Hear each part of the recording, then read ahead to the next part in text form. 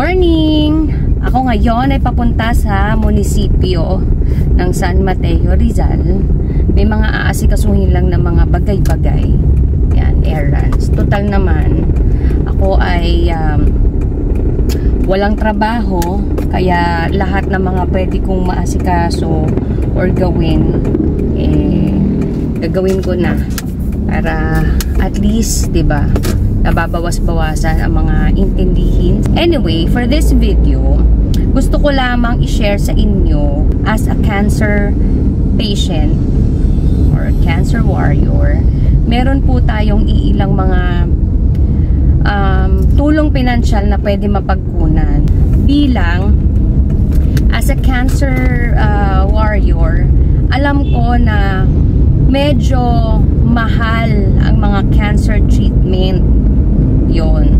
So, bigyan ko lang kayo ng idea kung saan kayo pwede makakuha ng mga tulong pinansyal. Okay? So, unang-una ay ang SSS Partial Disability Claims. So, kung kayo ay miyembro ng SSS at updated ang inyong mga hulog, kasi may requirement yun na kailangan yung certain number of months updated sa mga contributions nyo. You can apply online. As far as I know, sa mga cancer warriors or cancer patients ay partial disability ang nakuha, kasi hindi naman kayo talaga magiging total disability.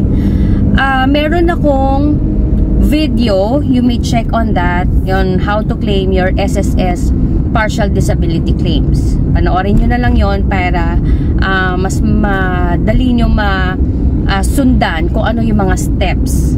Number 2, kung kayo ay miyembro ng PhilHealth, okay, meron tinatawag na PhilHealth Z package. Yon ay nakalaan para sa mga cancer warriors. I'm just not really particularly sure kung ito ay para lamang sa mga breast cancer ba or cancer in general. So, yung PhilHealth na yan, malaking tulong. Syempre, not only doon sa, halimbawa, meron kayong operation na pwedeng makabawas doon sa gastusin, but also, ako nakapag-avail ako ng free cancer treatment sa PGH because of PhilHealth. And I believe dun din sa mga ibang public hospital na may cancer treatment, yung PhilHealth ang isa sa mga requirement, kasi may form doon na isasubmit mo, yung PhilHealth forms mo, para ma-avail yung mga gamot at yun, yung mga treatment. Number 3, pwede nyong pagkunan ng financial assistance ay ang PWD. Okay, as a cancer warrior, you are considered as PWD. So, pwede kayong mag-apply. Ako ang ginawa ko, kasi ang procedure ng pag-apply ng PWD dito sa aming lugar, unang-una sa barangay, sila yung nagbigay sa akin ng form. Tapos, pangalawa nung verified na nila ay sa munisipyo na ang pag-a-apply ng PWD.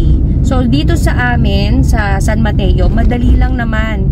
Nakuha ko rin naman agad yung ID. Sobrang bilis. Fourth, and I'm sure na hindi naman lahat ay meron ito. So, kung kayo ay nagtatrabaho sa isang kumpanya na merong HMO, yung mga health cards, meron naman yung mga treatment laboratory na pwede nyong makuha ng either libre or covered ng inyong card. So, importante na kung kayo ay may HMO, ay mag-inquire kayo doon sa company na yon kung ano yung mga coverage ng card nyo, so that kapag ka treatment kayo, ma-avail nyo yung mga treatment na yon or laboratory. Malaking tulong yan sa mga laboratory, kasi lalo na kapag accredited ang hospital or ang doktor na kukunin nyo or gumagamot sa inyo para doon sa health card na yon. And ay ang insurance.